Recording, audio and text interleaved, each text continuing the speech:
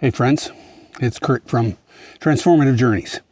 The last time I spoke to you, I was just about to embark on a long journey. The ultimate intended destination was the interior of British Columbia, way the heck up. And I said at that time that I posted that video that it was possible that I wasn't going to be able to complete the journey because of the threat of fires. So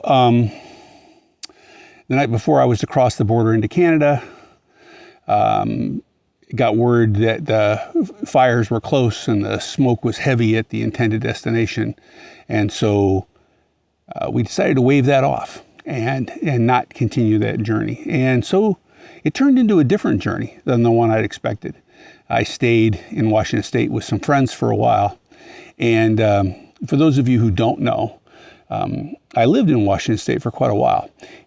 And when I was in high school, my parents bought an acreage about 3 miles outside of a little town in southeastern King County, or what was then a little town in southeastern King County called Black Diamond. It's now, I don't know. The town itself is something like 5 times the population that it was when we bought that acreage. So, but when I was there, I was visiting with some close friends, and we went to a celebration in the town, and ended up it was called Miners Day, in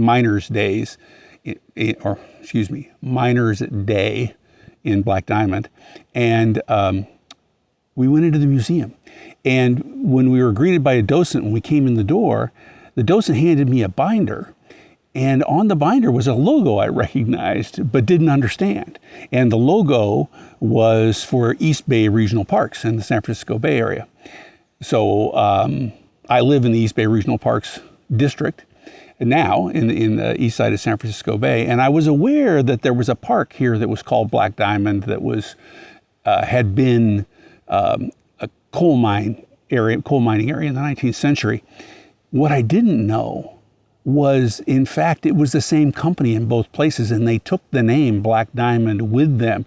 When the mine sort of played out here in Contra Costa County, they went up to Washington State and they founded the town of Black Diamond. So here I've been living all these years in Contra Costa County and never had any connection, or never had any inkling that there was a connection between where I live now and where I lived then. So it was neat sort of completing the loop to be here at the East Bay Regional Parks Black Diamond Park and see the remnants of the mining that was once done here. The rest of the trip confirmed some things that I talk about all the time, but it just brought them back in greater relief. And the thing that I talk about all the time that was so important on this trip is talking with strangers. Talking with strangers. There's something special that happens on long road trips, at least with me, that makes talking with strangers a great experience.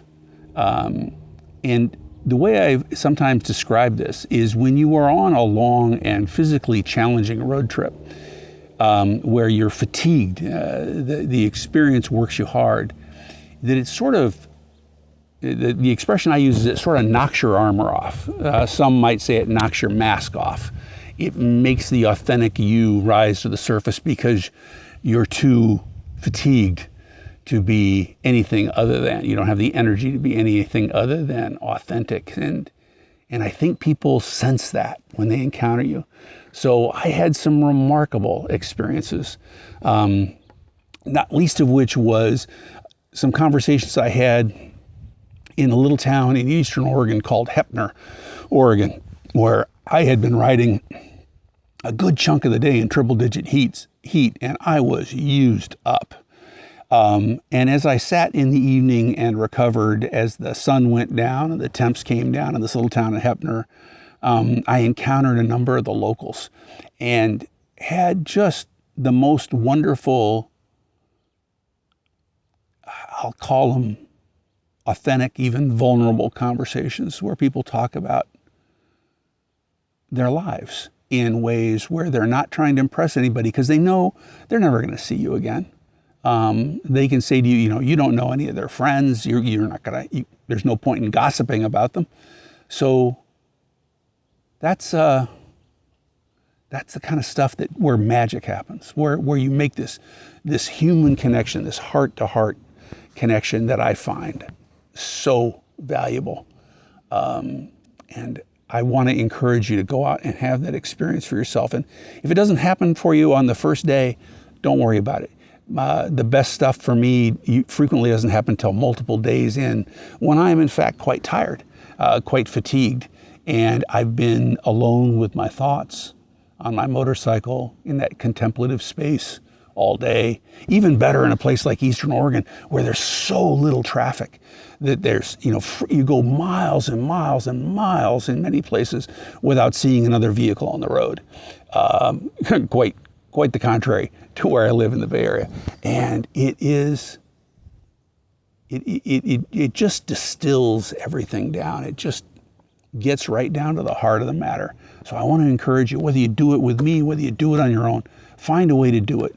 You know, motorcycles are great for this, but it's not the only way to do this. I'll bet this happens with people who go out on cycle tours, you know, bicycling tours, people who go on long hikes, people who put themselves out there, outside their comfort zone.